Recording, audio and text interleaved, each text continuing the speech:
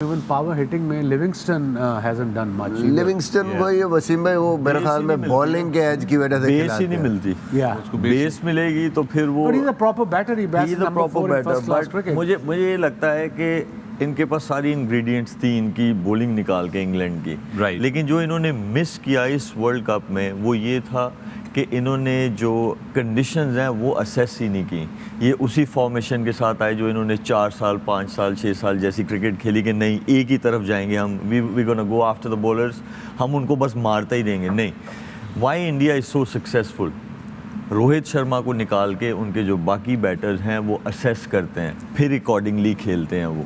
तो इनके जो इन्होंने ट्रिक जो मिस किया है वो ये किया है कि इन्होंने असेस ही नहीं की, इन्होंने बस एक ही वे में खेलते गए और उसमें आउट होते हैं तो फिर आउट ही होते चले जाते हैं। हाँ, लाइन लग जाती है। बॉलिंग में इनका ये है कि अगर मार पड़नी शुरू हुई है तो फिर वो मार ही पड़ती रहेगी, लेकिन बैटिंग में ये क्या करते थे, उस चीज़ को कवर करते थे।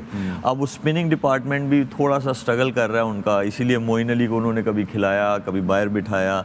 जो आदिल रशीद हैं वो भी थोड़ा सा स्ट्रगल कर रहे हैं इस वर्ल्ड कप में, तो उनकी कोई भी चीज़ उनकी फेवर में नहीं गई। इसलिए इतनी अच्छी साइड ऑन पेपर रह के और आप स्ट्रगल करें तो इसका मतलब है कि आपके तीनों डिपार्टमेंट्स जो हैं वो आउट ऑफ फॉर्म है। बिल्कुल। फील्डिंग भी ऐसी है, बॉलिंग भी ऐसी है, बैटिंग भी ऐसी आदिल है। रशीद के 10 फर्स्ट क्लास सौ हैं।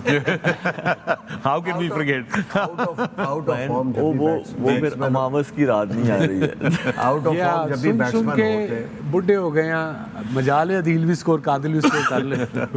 जी मोइन, मैं कह रहा था आउट ऑफ फॉर्म जिस वक्त भी बैट्समैन होते हैं बड़ा मुश्किल होता है उनके लिए डिसाइड करना, यू नो, कि किस बॉल पे शॉट मारना है, किस पे नहीं मारना, कौन से ऑप्शन एक्सप्लोर करने, यू नो। तो आई थिंक कि यहाँ जो प्रॉब्लम यही हुई है कि जब आउट ऑफ फॉर्म हुए, रादर दैन कि वो सोचते इनिंग बिल्ड करते, थोड़ी सी बड़ी करते, टाइम लेते क्रीज के ऊपर, वो उसी फ्लो के अंदर सारे बैट्समैन आके शॉट्स खेलते गए, आउट हो गए और वो उल्टा और प्रेशर अपनी टीम के ऊपर डालते रहे। जो भी ड्रेसिंग रूम से नया बैट्समैन आए, कहीं भी अपने गेम को ट्रांसफॉर्म करने की कोशिश, अपनी इनिंग्स को बिल्ड करने की कोशिश नहीं की।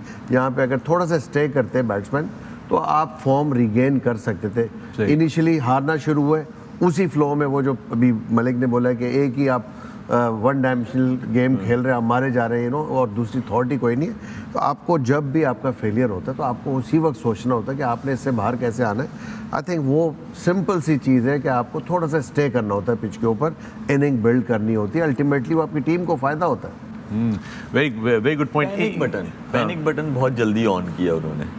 हर मैच में हर देखिए 3 चेंजेस, 2 मैचेस हारे उन्होंने 3 चेंजेस कर दिए, अगले मैच में फिर 3 चेंजेस कर दें। पैनिक बटन भी रन कर रहा बहुत जल्दी दबाया। और उनके कोच को ये नहीं था पता कि अगर हम टॉप 8 में नहीं आते तो हमें चैंपियंस ट्रॉफी के लिए क्वालिफाई करना पड़ेगा। ये बड़ा अजीबोगरीब माजरा है। के कोच ने भी कहा बड़ा सानिया, उसको किसी ने बताया नहीं।